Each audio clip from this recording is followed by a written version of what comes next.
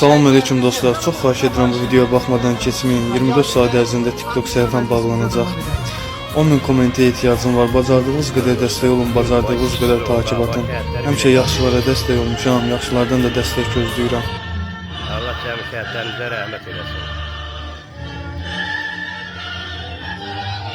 Bax, bir dənə usulda araq yoxdur. Baba, belə şəhidlər yad olunur. Başınıza dönüm.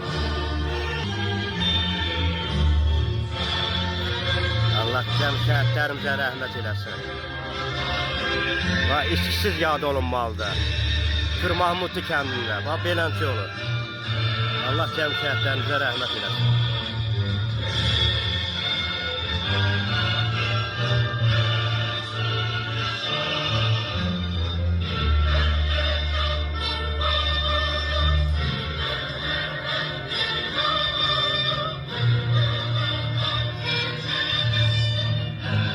Allah cəmi şəhidlərimizə rəhmət eləsin.